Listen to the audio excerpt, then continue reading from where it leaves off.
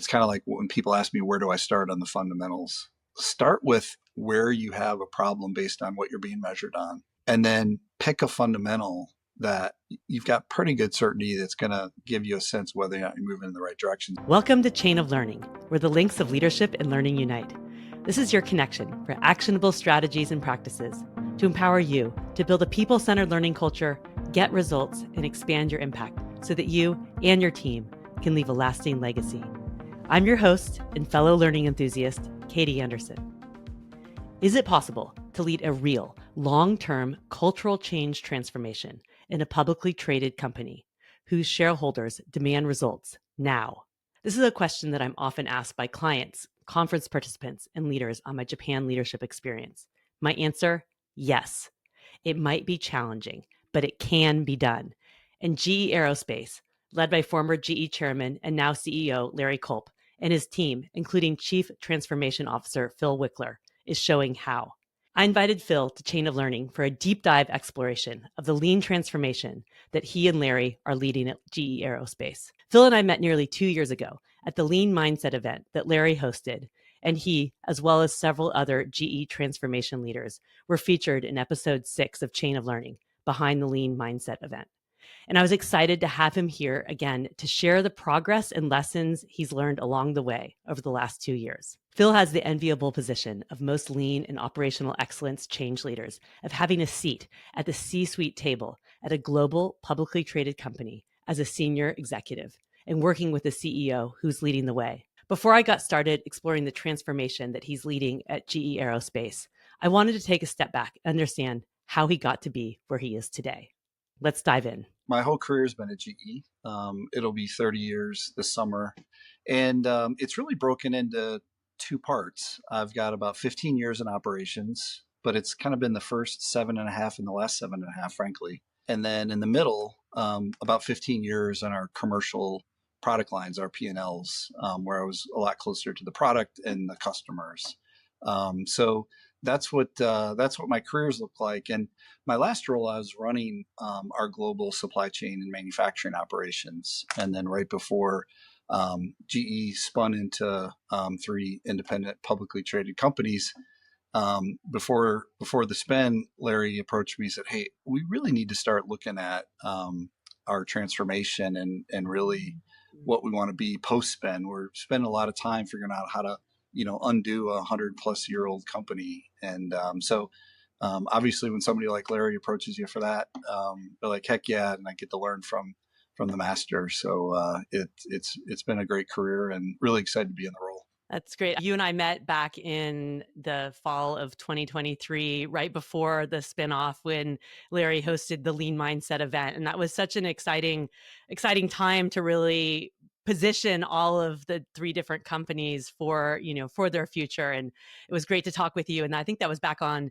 Chain of Learning episode 6. So I'll go back and put the link on that. I'm curious, what excited you about, or what excites you about lean and operational excellence as a focus for your career and the work that you do? Well, if I look back at my career and the roles I've liked most, it's been when I've been in the middle of change. And I started at GE in a time when early in my career, it was all about Six Sigma, and we were rolling out Six Sigma. And it's been really, really great to be able to sort of go from there. And, frankly, there was a period of time when we really weren't teaching structured problem solving and continuous improvement. But then since Larry came on board as the GE chairman and out at GE Aerospace to watch it here. But what's really drawn me to it is I've worked in a lot of different functions within GE, and I've just seen some of the inefficiencies within the value stream and how that really affects first our employees, but also our customers. And so just the whole continuous improvement mindset and the way in which, the business system, we'll talk more about Flight Deck, which we call our lean business system, and how it's being deployed across the whole company. So because in my early parts of my career, it was more focused on manufacturing operations. And I think the impact that it has on all employees and really changing the culture is what draws drawn me to it the most. And you're working for such a huge company. You mentioned that it's like over 50,000 employees, and leading that transformation is a is a giant undertaking. What are some of the steps that you're taking to, lead this culture change along with Larry to take it to the next level, to really create a thriving lean enterprise? Yeah, first of all, it helps a ton having the tone from the top, Yeah. right? And we all get the benefit of learning through Larry's experiences. But um, I think as we look at it at scale, one of the key things we weren't quick to launch it. We actually had been working on more of a lean mindset for a few years before we actually officially launched February of last year and branded it Flight Deck. And frankly, I think it was really the right approach because when I look back at some of the earlier continuous improvement efforts, it became a little more of a check the box, like, hey, I went to the training, I did a couple of projects, and we had a little bit of that still in our culture. And we didn't want that to be how Flight Deck was really absorbed from the start. And so um, this was all Larry. But if I think back to when he first came into corporate, he started to really pull us along. And a couple of examples I'll give you is started with our operating reviews and what are the KPIs, and okay, it's going to be SQDC in that order in terms of priority, safety, quality, delivery, cost, and cash. And but it can't be 27 KPIs. We need to be focused, and they need to cascade in a way that you're always connected. And so that got, I'd say, a little bit of muscle development. And then we then had been working with the Shingijutsu Corporation to bring in some experts to help us on Kaizen. Hmm. And it wasn't so much, frankly, at that point, a well thought out bet. We've learned a lot in terms of how we pick our focused areas, but it was really to get people to understand what it means to go to the shop floor, to be able to do good pre work, and be able to really have that power of expectation about being able to make change within the week and have it be significant, and that you're operating in terms of outcomes, and you operate differently on Monday. You don't walk away with a laundry list of to-dos. So those two things, I think, got us a little bit in the motion and on the path. And then last year we launched it full bore. What were some of the misunderstandings that leaders had, especially those who'd been working at GE a long time and had, their experience with Six Sigma like you had, and how it was done more check the box style when Larry came in with this different approach? And so I guess that's the first question. And then how have you helped counteract some of these in addition to the Hoshin work that you've been doing in the Kaizen? Listen, it's a great company. I've worked my whole career. My dad worked there. My wife works at GE. Um, but we're really an engineering product management focused company historically. Mhm. And there was always respect for where parts were manufactured, but there wasn't, I would say, a wholesale sort of DNA in the company for really going to where the work's done Mm. and where the value's added.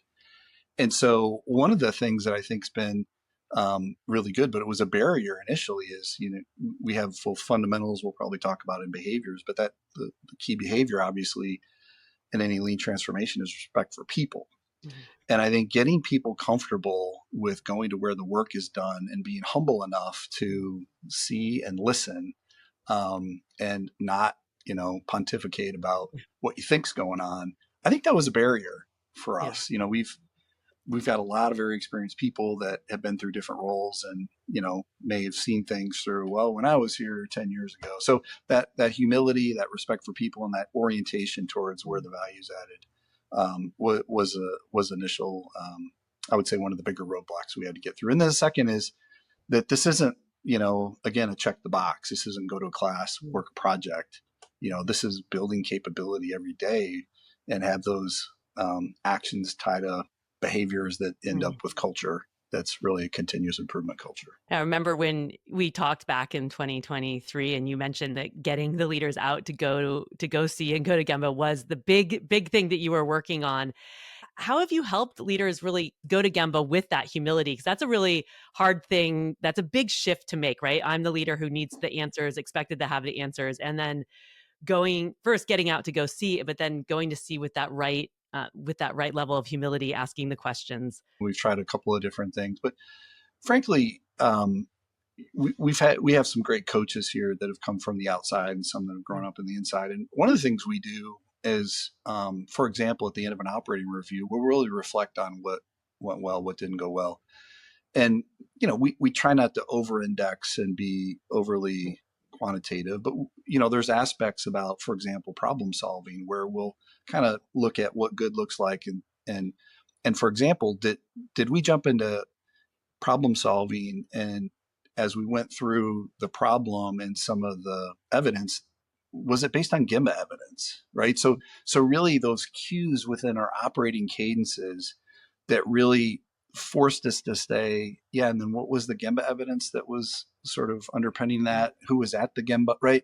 So that, I think that. And then the second thing I'd say, obviously daily management is really important, and it's any part of a lean operating system. It's important for us. We really have driven home the point that if it's not cross-functional, it's probably not effective. Somebody's thing I always say is, if I go and Gemba daily management, typically I'll go to the shop and I'll observe the multiple levels of daily management. I won't jump in. But one thing I can always see is if somebody is taking an action on behalf of another function, it means that either A, you didn't invite them, or B, there's something culturally going on there Mm. where you don't have folks at the point of impact in a way that supports the team. And so I think some of those reinforcements, the other thing is we did early on and still do. We have requirements, number of Kaizens we want people to participate in. And then the other thing, I'd say, the learning we try to do, like a lot of companies, various experiential. So we'll go send group of employees to learn, but see at kind of our gold star sites. So we have a group this week in one of our Italy sites to really be able to kind of bridge Mm. some classroom, but with what good looks like, and then they can start to see and interrogate how that cultural change happened. Yeah, that's great. I mean, going to see is so powerful. And also to see, they don't have to be so far ahead, but what does better look like, right? And so, spark some ideas of that.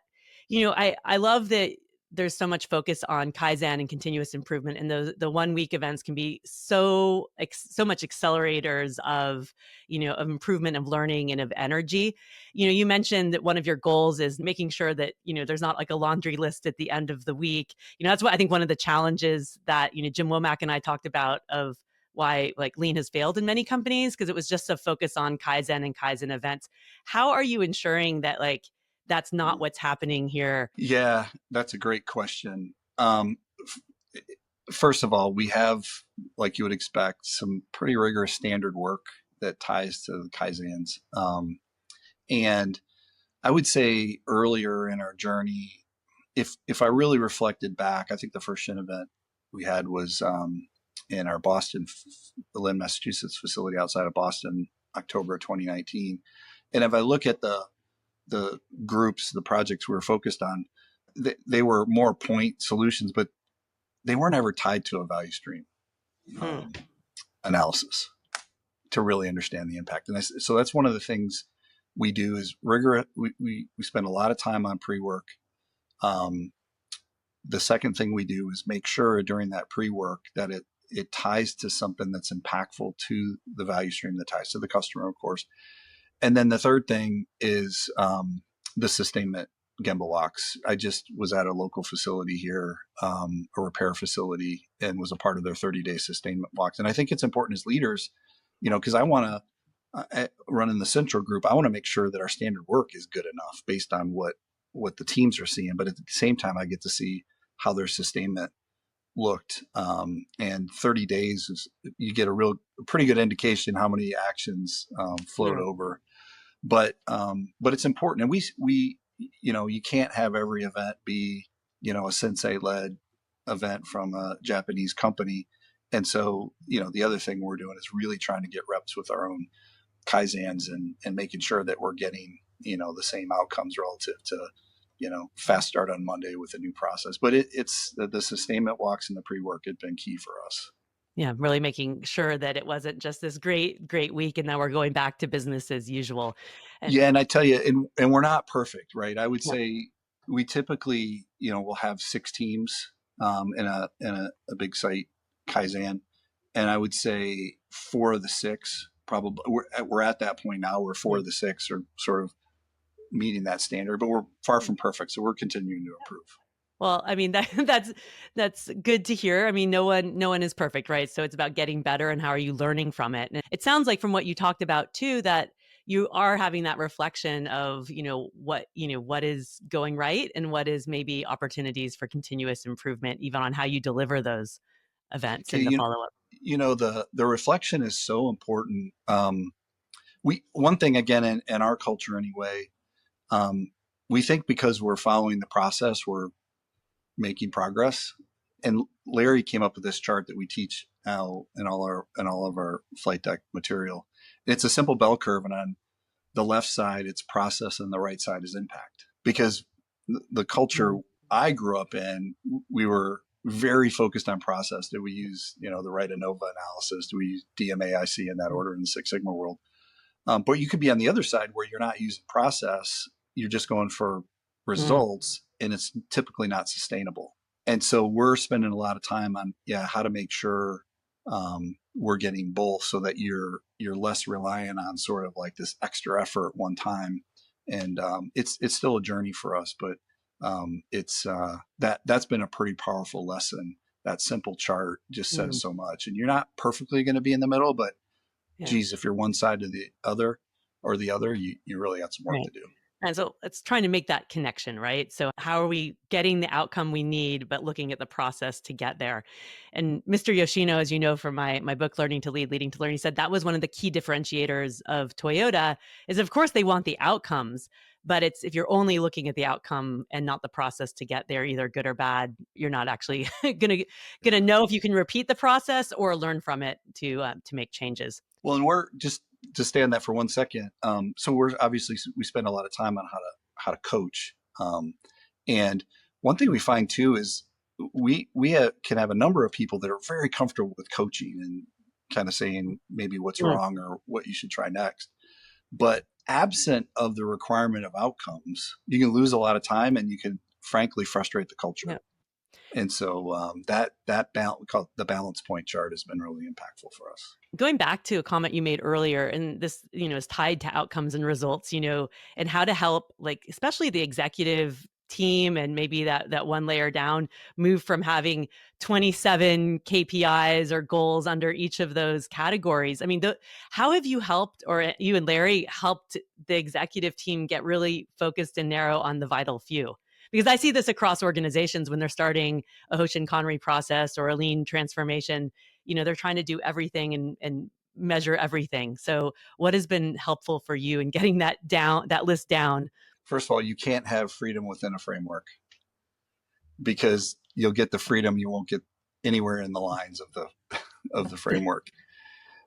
For us, if we talk level one or the top of the house, we tried to keep it under 15, and that was a little bit arbitrary, but across Yeah. SQDC, across 15.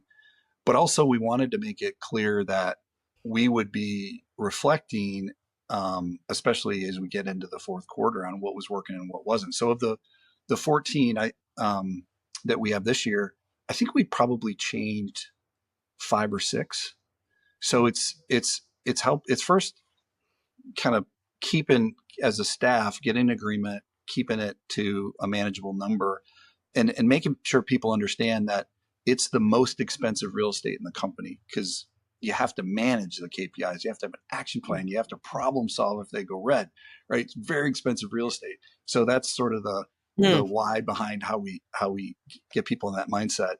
But then we've had to unfortunately police it a lot to make sure that it's actually tying as it cascades, because just in our culture, we like to do it a little different here, and what you find is it may it's not helping the value stream typically, right? It's showing that that part of the business maybe in a better light than the customer would see it. So Mm. I think not a lot of freedom, tight framework, less is more, but the commitment that the solid dot owner for each, you have to manage it, and you're going to Yeah. be in weekly and monthly op reviews.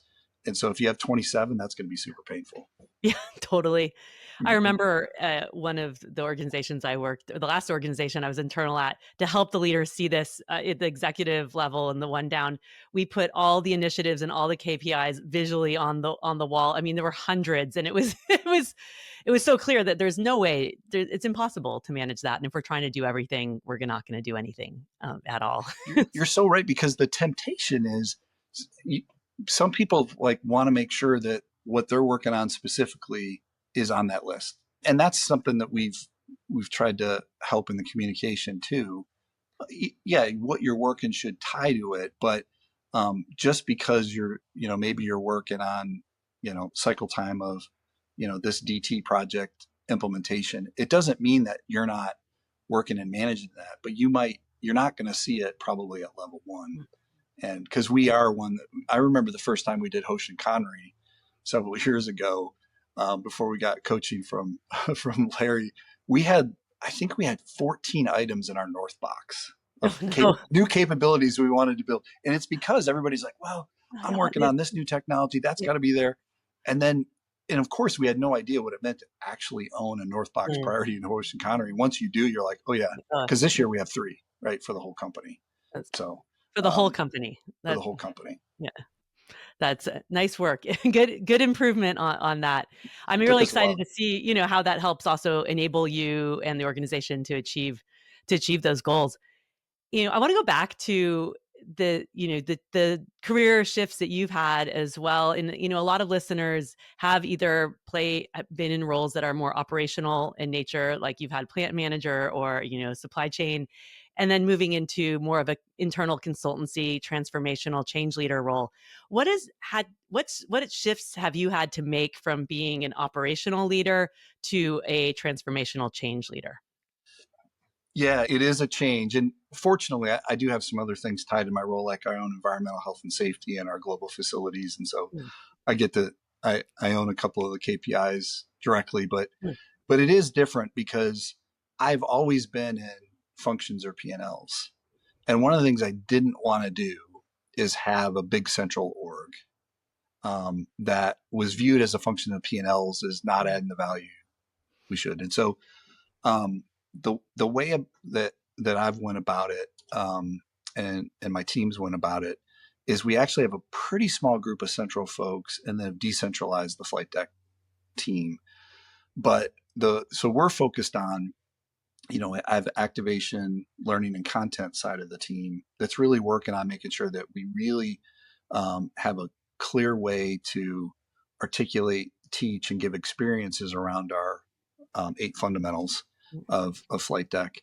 And then the other side, we have a very small group, but of former operational leaders that have run big sites, that have transformed sites that we can deploy into high impact areas that need they jointly own operational outcomes with the operational leader, but they need to leave behind the flight deck Mm. culture. And so, but how I make sure we're in sync with the decentralized team, I have what we call steerco of those operational leaders and the decentralized flight deck folks that I use to really understand where's the excellence happening, where are the gaps in what we're teaching, where's the gaps in the material. And so it's more of a way to stay synced, and because the last thing I want is 50 people in the central group, and like I said, the decentralized folks saying, what are they doing at Mm. headquarters? So Yeah. that's how we structure it. And what's the role of, I guess both the centralized team that you have, and then in terms of like leading transformational Yeah. like change work, and then the decentralized team as well? Yeah. So the decentralized team very much aligns. So if I think about like our global operations team, there's a flight deck leader that's paired directly with and typically reports to that operational Mm. leader, and they have folks that are at the sites, and they're for those sites driving the transformation. My team is really developing the content around flight deck. We're working closely with our learning development team. Yeah. We are developing the training. So, for example, I mentioned the Italy training. I had been there and seen what they had done with three or four of the fundamentals, from their value stream management to what they're doing with pull and now going to single piece flow. And so how do I create those curated learning opportunities to then be able to bring other folks through in a structured way so they could walk away with, wow, this is how I could do it in my site. So, and then making sure that from a talent perspective, and a consistency of how we're applying flight deck, that it's consistent across. So that's kind of the role. We do a lot of teaching, but in terms of, who's rolling up their sleeves on the transformational roadmap for, one of our groups of plants, it's the decentralized team. Yeah. And it sounds like they're working in partnership with the operational executives, Yeah. leaders. And that's why I just spent almost an hour with an individual that leads our global overhaul shops, because he said, hey, I've got some ideas on how I think about talking about flight deck as a system in a way that could resonate more. Mm. And I wanted to get his input on the way we were looking at how to assess flight deck capability of the talent. And so he's on Steerco. He's one of my Steerco members, and so we sync up formally on topics, but also it's created some really close ties so that we use it as each other as sounding boards. But we have a Yeah. formal process where, Yeah. frankly, the decentralized team, the way we talk about it on some of our fundamentals like problem solving, we want to make sure that they have the pen, frankly, to tell us how good is our training, where are our gaps, where is it not resonating, and then we're on like a 12-week improvement cycle to make sure that that we've got the best that can be Yeah. offered, and we're seeing the best examples. So it sounds like the centralized team is really sort of holding the truth of the standard work for what is flight deck, the learning, the development, and then helping support the areas that are closest to the work and really leading that. I loved hearing too that you are partnering with OD and HR, both around training and development, but also sounds like ensuring that like the leadership capabilities that you're looking for in the organization are aligned with the lean transformation. Yeah. That's so critical. I've seen like sometimes it's like all these separate like lean and continuous improvement or operational excellence is doing this and OD is doing this and HR is hiring for this, but it's not synced up. You're so right. And the other team I put in there is our communications team, Mm, and how we're communicating mm, effectively, efficiently to the org. But yeah, even for example, that like HR has been such a great partner, but um, we have to prioritize how and who we're going to deploy some of the training and some of the more unique experiences that we have. And so mm. making sure that that's very aligned with our org and talent development. And the other thing I've learned, I feel like I'm still developing in my flight deck capabilities, but I'm not an adult learning expert, and we Yeah. have people that are, but they're not flight deck experts. And then so bringing those two together, and then having the steer co in the middle to say, yeah, like what you're training, yep, get it on adult learning, but here's what's not happening at the point of impact. And so that sort of intersecting circles has been powerful for us. Well, you've mentioned flight deck many times here, and you've told me already what, in previous conversations, what flight deck is and, how you've developed it. But I'm sure listeners would be really interested in hearing what flight deck is all about and also, the lessons you've learned in creating this proprietary lean transformation approach.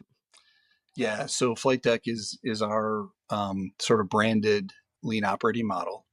We talk about it as in terms of it's our proprietary operating model. No, the reason we do it's less about there's that we're doing something unique on 5S or problem solving. It's more about the recognition of it's how we apply it within our culture to get results, and that's why we use the word proprietary. But we started, with 8 fundamentals that the lean community would expect, right? 5S, daily visual management, value stream management, problem solving, pull flow, et cetera. But only 8.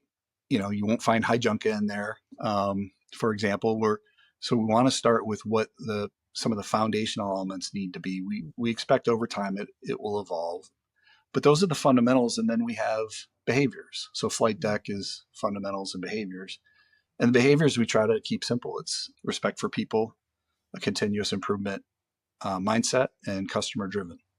And that's sort of the foundation of what flight deck is. And again, like any lean business system, it's going to change over time. It changed a little bit from year to one, year two. We used to have 10 fundamentals. We had them broken up into individual and enterprise.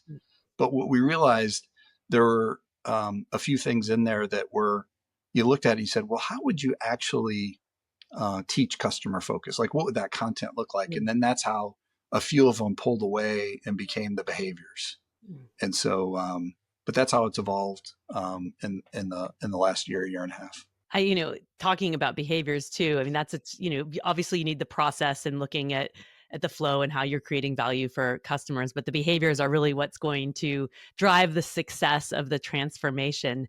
When I talked to Larry at the AME conference in 2022, he shared some of the, changes in behavior he's had to make to be a true lean leader and unlearn everything he was taught in business school, like go to Gemba, go see, ask questions, and have that humility. Phil, what are some of those shifts that you've had to make for yourself through the course of your career to be a more effective leader in this mindset and with behaviors? One of the biggest ones is the whole spirit of the TriStorm. If I think back over my career, typically there's some strategy or some inclination that we should do this, that, or the other to solve this problem or to develop this capability. And we'll launch off on, this long program plan that we're super convinced is going to do what we want it to do. And frankly, one of the things that's been refreshing for me as I've learned more over my career on the continuous improvement and lean mindset is that the whole spirit of you need to react as quickly as possible to non-normal. But then as you get into problem solving, how quickly, based on as much evidence as you can you try something to know whether or not you're starting to get over the right target to get back to a standard condition. And again, I've fallen into the trap many times in my career where that spirit of go try, go see how it affects the problem or the gap you're trying to close has been, I haven't had that. And what you realize is, one, you're probably not bringing in people closest to the work to get ideas, but it's just such a waste of time. You lose so much time. So I'd say that orientation towards TriStorming. And then I would say a real thirst for daily management. Having run our global supply chain, of course you want to talk daily and right, but that whole idea of winning the day and seeing that deviation from standard, and then with a cross-functional team, that at-point problem solving as quickly as possible. Oftentimes, we could fall into the trap of, oh, it's another meeting, or is that really value added? But as you anchor back, that's why the behaviors are so meaningful to me, is that's respect for the team, right? On how you can support them. And so that thirst for kind of winning the day, because, the more time, in jobs I've spent at corporate, you just get used to that meeting after meeting after meeting, and you miss that orientation again, like we said earlier, where the work's done. So those are two things for me. Thanks for sharing. We hear so much about like, what's the ROI on like a lean transformation, and like, oh, okay, are we going to make the investment? How does Larry and how do you and the executive team measure the success of Flight Deck and this cultural transformation you're taking on? It's interesting because we've had some of those discussions, but we haven't gotten too fixated on it. This is just world according to me, how I think about it. For me, it's being able to start to see the cultural change around continuous improvement that shows up through linearity in our operations. I grew up in a GE that was very financially focused, where we would go to an op review and spend over half the time on the financials. We just had our monthly operating review with the senior team last week, and we spent 90% of the time on the operating KPIs and 10% on financials, if Mm, that. And so the ROI is really going to be tied to, our ability to really demonstrate that linearity, but also that continuous improvement that allows us to, in the customer's eyes and in the eyes of our shareholders, that we're going mm, to outperform. But yeah, we really haven't. It's a little bit of our old culture. We used to count projects way mm. back when, and it became a little bit of fuzzy. Like, where did that really hit the bottom line? Um, Here, it's about, are we making progress managing the 14 KPIs, Yeah. and are we taking waste out of the system, as evidence, Yeah. through our continuous improvement activities. That's super exciting to hear because I talk to so many internal change leaders or operational leaders who are working in organizations who are publicly traded as well, and they feel so tied to this short-term financial reporting that it's hard for them to get their executives to see that the transformation's not just about that end result, but it's like creating the capabilities for the other results in the organization and to continuously improve and thrive into the future. And that's why as we look at activation and training, bringing folks to the sites that are really transforming and the culture is different. We're training in Terre Haute, Indiana at our site, and this is like a 9 to 12 month transformation.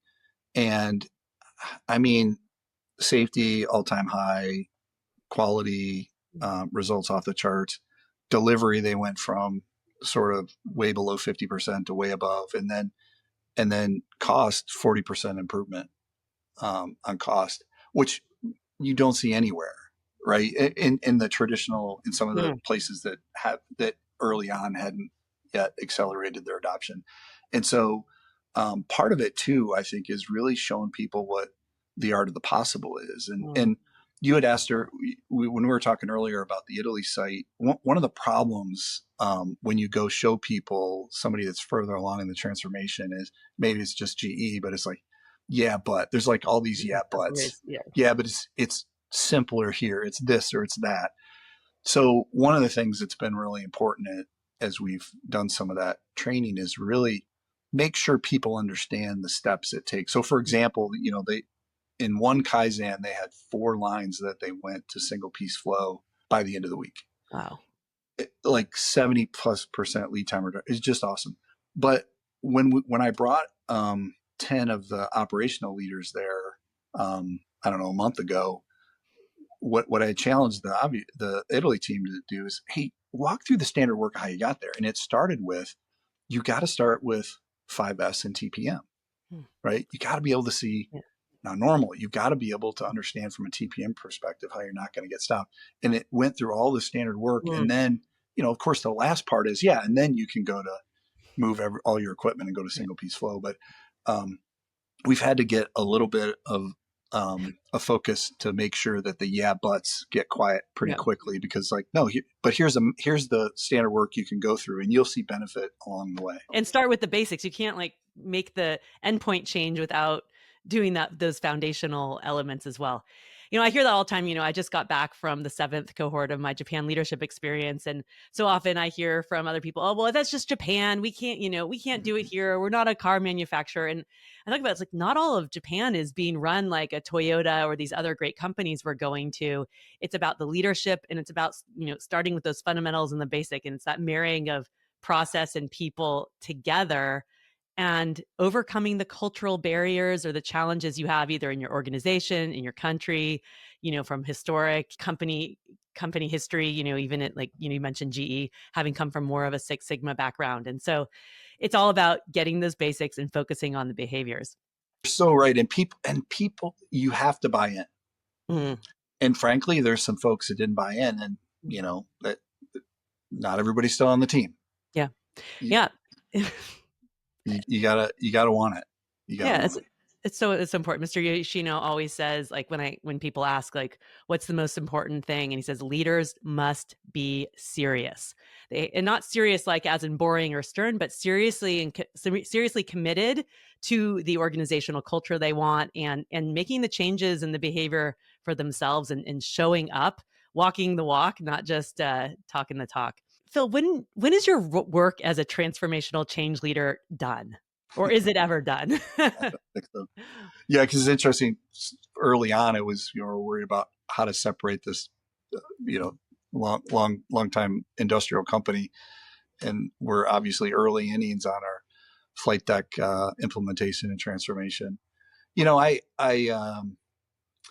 yeah, of course, you're never done, but what I look forward to is when I can look across a majority of our functions, majority of our teams, including a more kind of transactional majority of our shops, and really a lot of our suppliers, and be able to have objective evidence of that transformation happening. Like they have the foundational elements, like they understand and are implementing 5S. They have visual and daily management, and are getting pretty good at problem solving. And yeah, do I want everybody to be great at value stream management and everybody moving towards pull and flow? Yes. But when I can see a majority of organizations that have those aspects, then I'm going to feel like we're really starting to click on the continuous improvement mindset. And I've seen it, the numbers have grown a lot through the year, especially in transactional. I've seen some great transactional work over in our, in the commercial and defense part of our business. But that's how I'll know that we're maybe entering, we're beyond the second, third inning. Yeah. I don't think we're there yet, but we're moving fast. That's great. And maybe get to that sustainability that will last even some changes in leadership, right? Ultimately. Well, you just sparked something in my mind. So one of our sites that really made a lot of progress on transformation, I think we had too many coaches there. Um, Great people from the outside. They coached a ton of coaching, and they were there with them every step of the way. But when some of those folks, because what we try to do is have flight deck folks move into our operational roles and our commercial roles. But when they step away, it wasn't in the culture enough. It didn't go backwards, but it slowed down in terms of rate of change. There's, if I talk about my site in Italy, or the sites in Italy, when we talk flight deck, almost nobody with a flight deck title is talking. It's So if those folks left tomorrow, the flight deck leaders are really the functional leaders. Now, so what the flight deck coach folks would say, well, what our focus is, we need to be one or two steps ahead of the ops leaders so we can coach them to the next step. And I think that's perfect. But yeah, making sure that that transformation is taking hold in a way that when you pull those expert coaches, that it just doesn't slow down. That's the secret sauce. Yeah, for sure. And that's my experience as well. Like early in my career, I was like the person going in, doing this great improvement work, partnering with them, but I was really the one owning it. And when I left, things were not just this was all of my team. So being able to really transfer that knowledge and having that, your flight deck team being the one staying a step ahead, continuing to advance the organization to the next level is fabulous. One final question for you, Phil. What advice would you give to other lean or operational excellence change leaders in how to enhance the positioning of lean and continuous improvement in their organizations, especially when they're not as fortunate to work, for an organization that has an executive who's really, truly gets it and is leading the way? Yeah. Well, be careful that it's not positioned as a program or a thing is key. But I would say it's kind of like when people ask me, where do I start on the fundamentals? Well, start with where you have a problem based on what you're being measured on. And then pick a fundamental that you've got pretty good certainty that's going to give you a sense whether or not you're moving in the right direction. So I would look for, if somebody's in a company where it's being viewed as maybe niche or in this specific area, make sure that you're finding a way within a scoped area to make a difference on something that matters, but that you can then start to bring people there to see the cultural change, and then build from there. That's very much why we have kind of these blue star examples that we're finding every day because, um, in prior in my career, it would have been like, oh, wow, they're doing great, single piece flow here. Let's do it everywhere. And Yeah. give me your program plan. You're going to be there by June, right? Yeah. So that would be my main advice. People are naturally skeptical, so Mm. show them where it's different. For us, some of those early kaizens that were well led, good pre work, were good, accelerators as well. That's great. I'm so excited to see what GE Aerospace is doing and continuing to do. You're the shining example of a publicly traded company that's really creating this transformation, and we need more successful examples of lean working, not just in small family owned manufacturing companies, which we need that as well, but really that it is possible, right? It is possible when shareholders are looking at the P&L and wanting return on investment. It's possible to focus on culture and improvement and behaviors and then get those results that are needed for the long term and the short term. So, Absolutely right. yeah, thank you so much, Phil. I look forward to continued conversations, and I'm excited to see what you're learning along the way. Great. Katie, thanks for the opportunity. There were so many great insights here from Phil about leading transformational change, whether you're an operational leader, internal lean practitioner, or external consultant. One key element that Phil highlighted that has accelerated their transformation at GE Aerospace is that leaders have shifted the focus of discussing ROI of continuous improvement in Kaizen from mainly financial metrics to their impact on organizational KPIs and the behavioral capabilities that are being built within the organization. As Phil and I talked about, of course, results are important, but it's about developing capabilities and the processes that will get you there in the long term. When your leaders see lean as just cost savings, bottom line episodic projects, your transformation is not set up for success. If you're in an organization where you're trying to get started or get your senior leaders on board, reflect on Phil's advice here. Find a problem that is important to solve. Choose something where making a difference there matters to your leaders.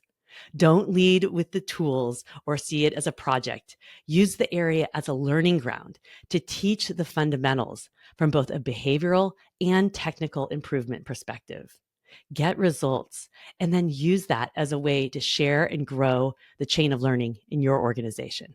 If you haven't already, be sure to check out some of the past podcast episodes that I mentioned here, including episode 6, Behind the Lean Mindset, featuring Phil and other GE colleagues and leaders who spoke at the event, as well as episode 3 with Carol Dweck, whom I met at the Lean Mindset event. And also go back and listen to episodes 37 and 38 with Jim Womack, where we explored if lean has failed and what we can do about it. And if you haven't yet read my Shingo award-winning book, Learning to Lead, Leading to Learn, Lessons from Toyota leader Isao Yoshino on a Lifetime of Continuous Learning, Larry Culp read the book several years ago and recommended it to all employees of GE, saying that if you're looking for an approachable way to learn lean, I highly recommend Katie's book. So be sure to check that out.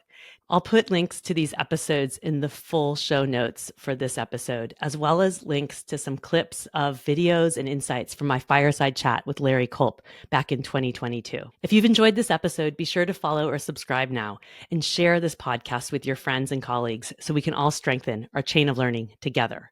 And if you're enjoying the show, please rate and review it on your favorite podcast player. Thanks for being a link in my chain of learning today. I'll see you next time. Have a great day.